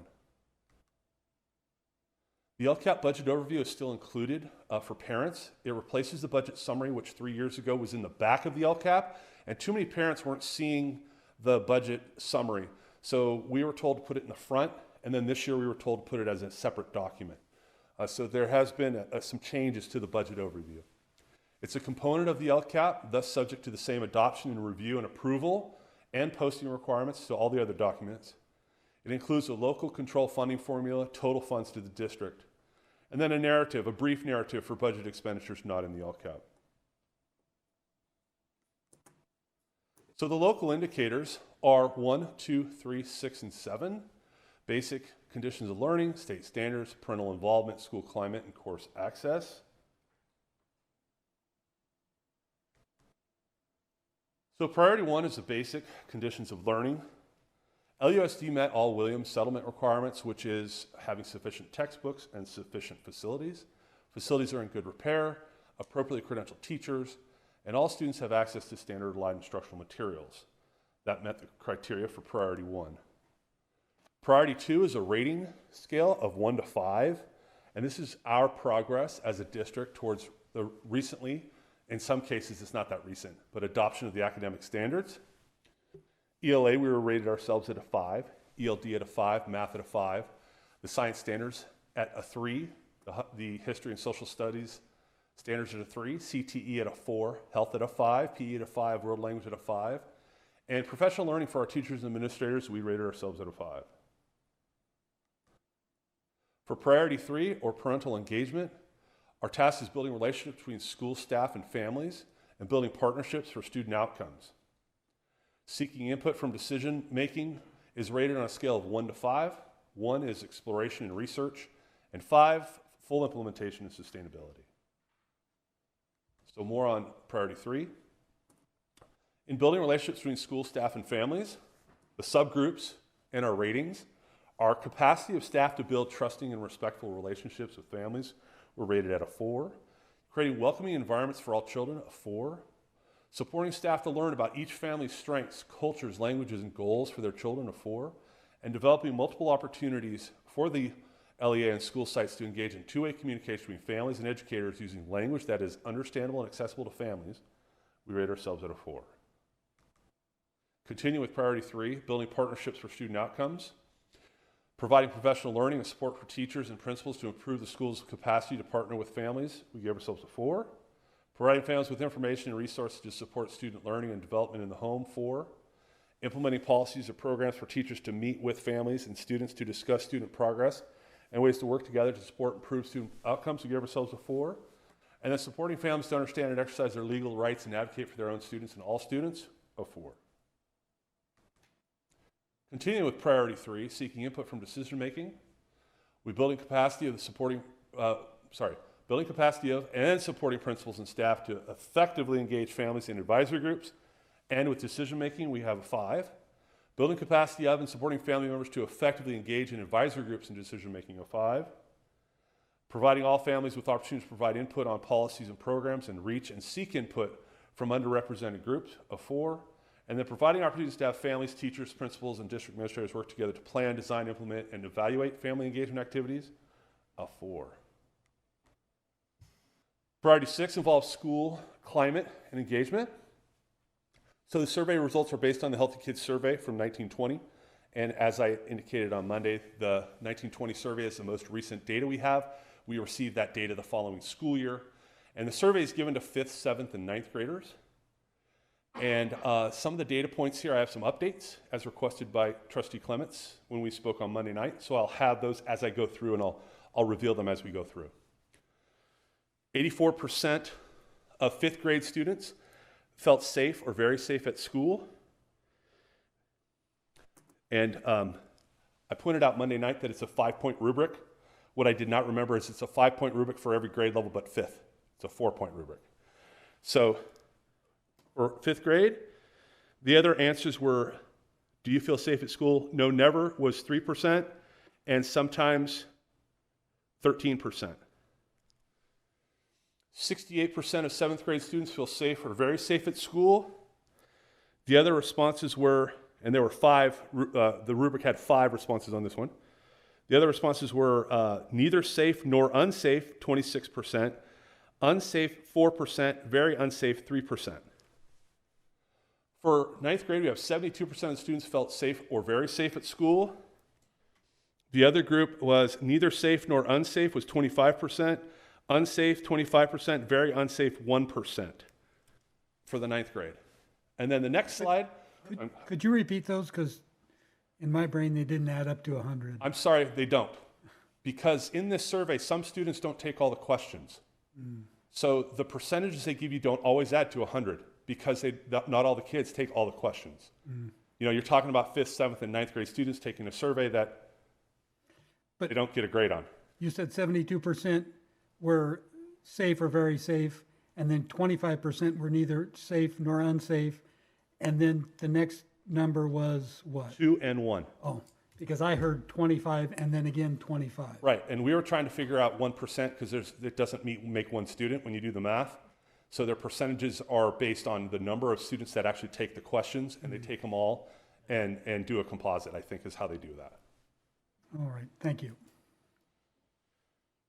The next question was anomalous when I went through the data, and Trustee Clements pointed this out. And we went back and looked at the 50%. What happened is we only used the data that would strongly agree and didn't have the agree. And you'll also notice that the previous data said student, not parents. We had transposed the student and parent. So now it's correct. It's 76% of 5th, 7th, and 9th grade parents agree or strongly agree school staff really care about their student. So we did two things there, and thank you for pointing that out. It was anomalous data that parents agree strongly and agree. 86% of the 5th, 7th, and 9th grade students feel their teacher wants them to succeed. 79% of parents surveyed agree or strongly agree that the school encourages me to be an active partner with the school in educating my child. 85% of parents surveyed agreed or strongly agreed that the school staff treats parents with respect. 83% of the parents surveyed agree or strongly agree that the school keeps me well informed about school activities. And then 76 of 5th, 66 of 7th, and 64 of 9th grade students feel a school connection or connectedness. I thought the numbers you gave us on Monday night were very good numbers, and they're even better with the further clarification. Thank you. Thank you for asking. And then priority 7, course access and conditions of learning. This is the reflection tool again. Students have access to a broad course of study meeting Education Code 51210, and including unduplicated and special education student groups, and access to intervention and remediation for unduplicated student groups.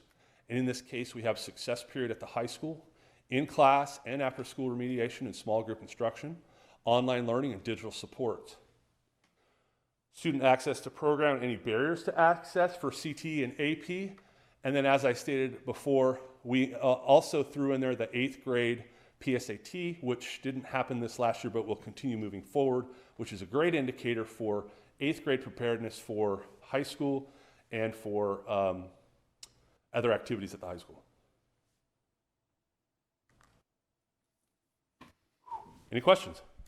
Questions or comments by the board? Thank you very much, and thank you very much for going back and clarifying those numbers. They make a lot more sense to me, and so they got so much better. If you come back, again in the next meeting. No, The third time is a charm. Thank you. Thank you. I will entertain a motion. Move to approve, are we on M or N? M. Sorry, M. M. Move to approve the 2019-20 Local Control Accountability Plan, Annual Update, Learning Continuity and Attendance Plan. Second? On a motion by Trustee Boulay and seconded by Trustee Daniel, student preferential vote. Aye. All in favor? Aye. Opposed? Motion carries. Item N, consider approval of the 2021-2022 Local Control Accountability Plan, Lcap. Staff report? This is going to be the actual Lcap moving forward now that we've cleaned up all the updates. Questions or comments by the board? I'll entertain a motion. Move to approve 2021-2022 LCAP. Second. On a motion by Trustee Daniel and seconded by Trustee Olson, student preferential vote. Aye. All in favor? Aye. Opposed? Motion carries. Item O, consider approval of the 2020-21 Lammersville Unified School District, California Interscholastic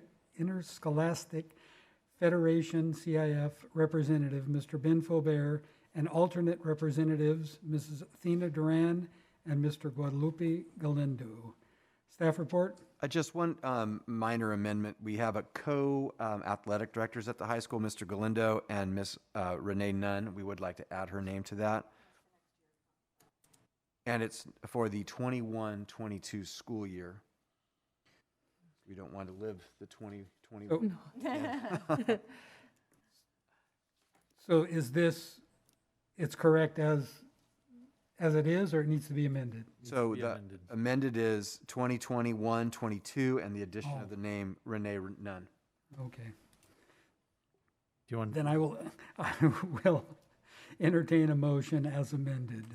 Move to approve the 2021-22 Lammersville Unified School District California Interscholastic Federation CIF representative, Mr. Ben Fulbert, and alternative representatives, Mrs. Athena Duran, Mr. Guadalupe Galindo, and Mrs. Renee Nunn.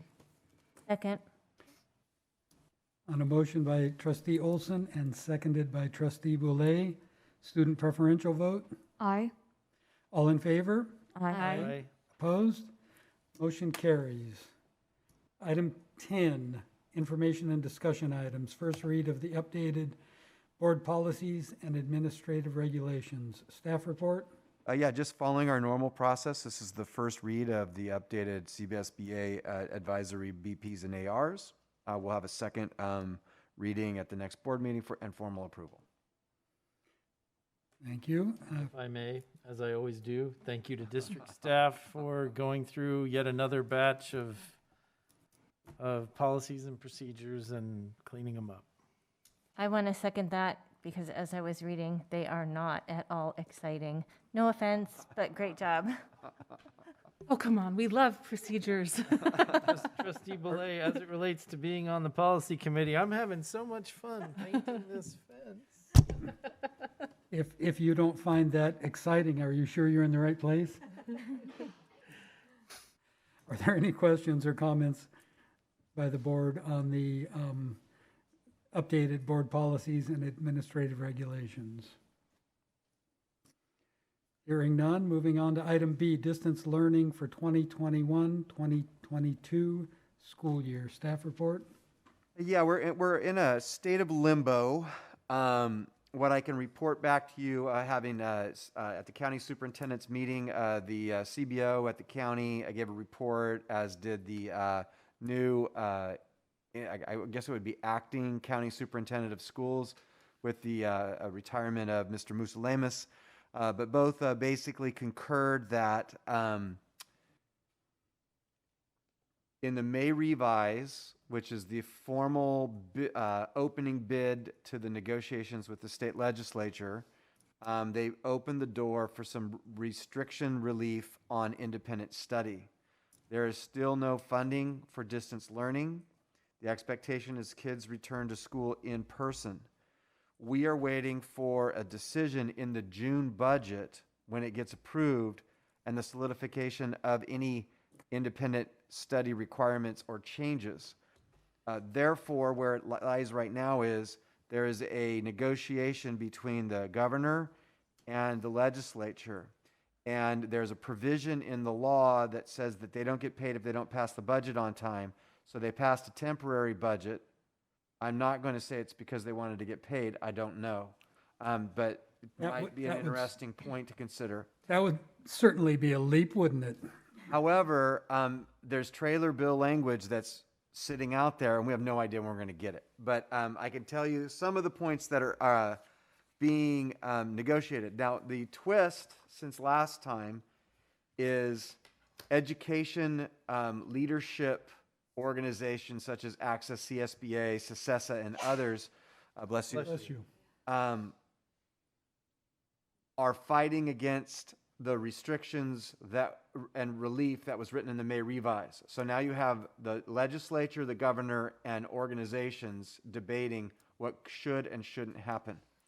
So I can tell you that I have less clarity now than I did 2 weeks ago, and that's kind of where we're at. But some key issues is to have daily live interaction for all pupils or not, a weekly synchronous interaction for all pupils or not, electronic signatures, record keeping, and paperwork requirements or not, tiered re-engagement strategies, outreach, parental engagement or not.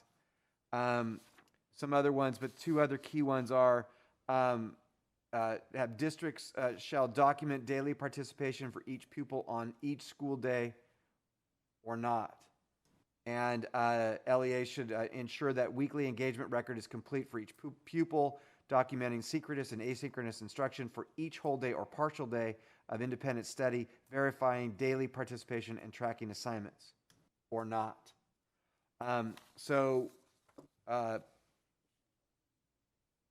State bureaucracy is necessary as our board policies and administrative regulations. I can say to the board, based on my experience and analysis, I think the community needs to prepare for if we are able to do something, it's not going to be like LVLA. It'll be something different, more likened to an independent study. And based on the rules that come out of the June budget approval process, we will adjust accordingly. But I can't bring you a plan without knowing the rules. And so they're supposed to pass it in June. It's mid-June. So we'll wait and see. And we are doing some hypothesizing in the background. May I ask a question? So are we, as a district and district staff, starting to put plans together? If this happens, plan A, we have a skeleton of maybe what we're going to do. Plan B, if it's independent study, here's the skeleton of maybe what we're going to do. Or are we kind of waiting for the final decision before we really I think the skeleton idea is a pretty good analogy. This team and the coordinators showed, I think the best evidence I can say is we had distance learning up and running in 2 days. We're able to put things together quickly.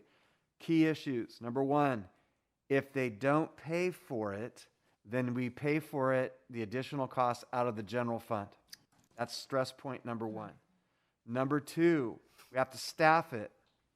Change in working conditions have to be negotiated. Stress point number two. Number three, how many kids, how long are they committed, what's the parent role, what can we pull off that's legit? Stress point number three.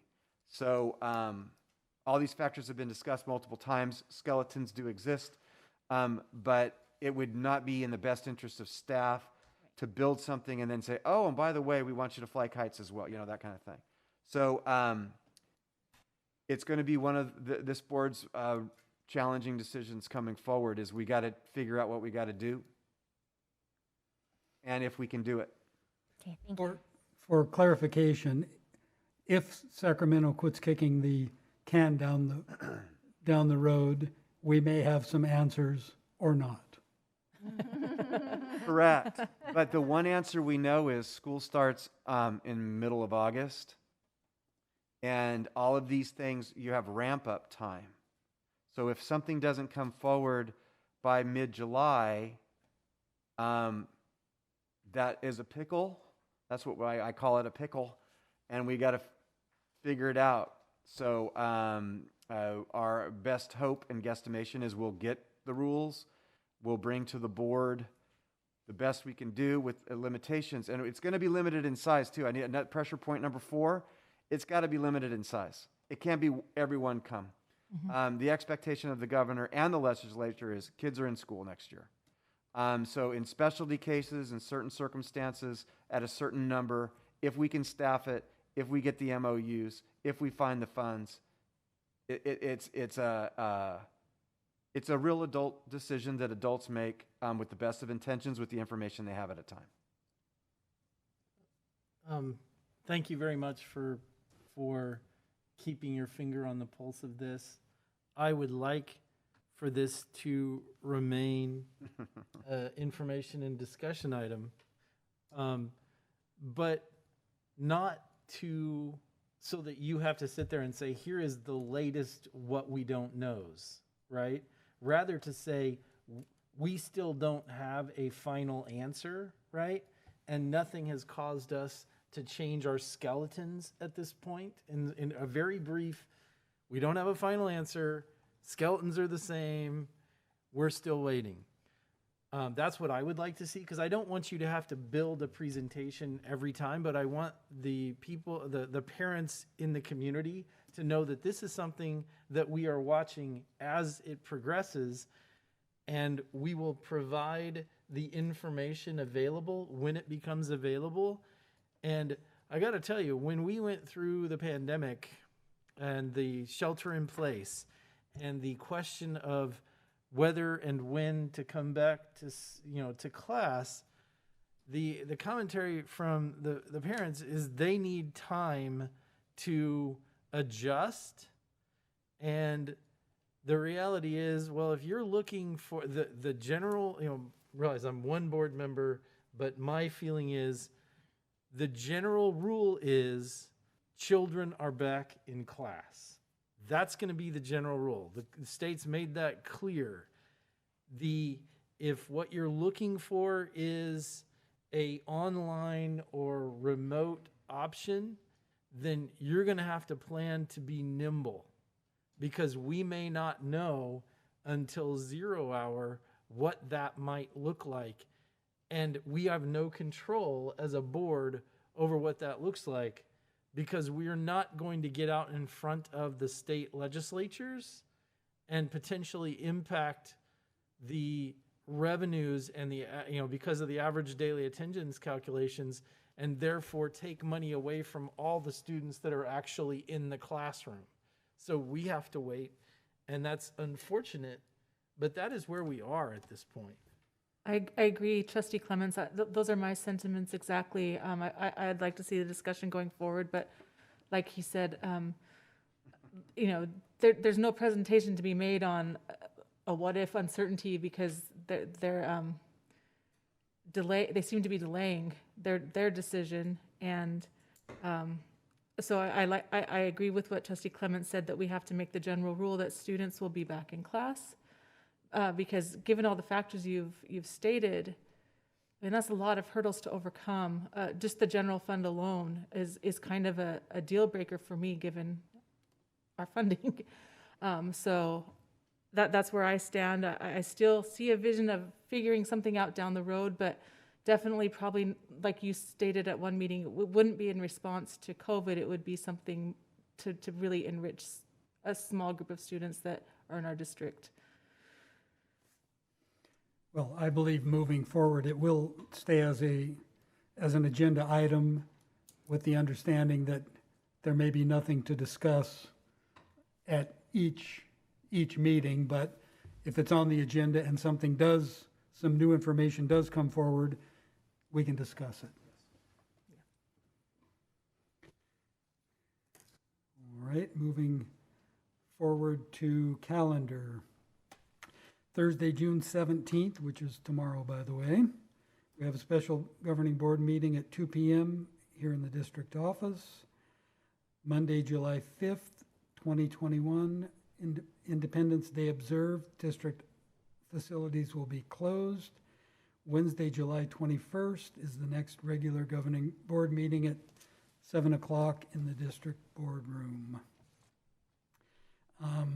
In a moment, we will be adjourning to closed session, where we will discuss public employee discipline dismissal release complaint, Government Code 54957, conference with labor negotiators, Government Code sections 54957.6, and conference with real property negotiators, Government Code 54956.8. I will entertain a motion. Move to adjourn to closed session. Second. On a motion by Trustee Olson and seconded by Trustee Boulay, student preferential vote. Aye. All in favor? Aye. We are now adjourned to closed session. Thank you all, and have a good evening. Thank you, everybody.